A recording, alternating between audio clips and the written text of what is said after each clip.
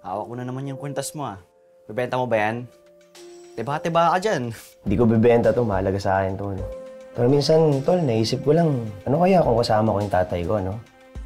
O yung totoong pamilya ko? Ganito pa rin kaya buhay ko? Hanapin mo si Moises. Alam mo na ba kung saan siya matatagpuan? Sa ngayon po, nawawala pa rin si Moises. Ako ang tingin ko, sinasadya niyang hindi siya makita. Dahil hindi pa rin siya makontak eh. Baka makatulong po ako. Alam ko kung saan siya nakatira.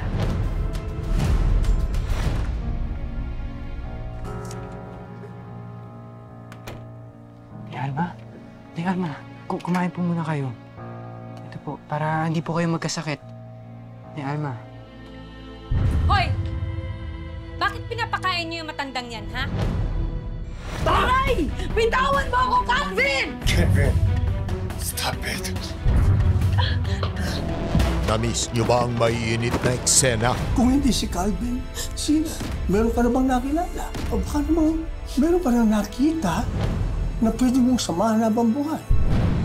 Pwede pa kayong manood ng Black Rider.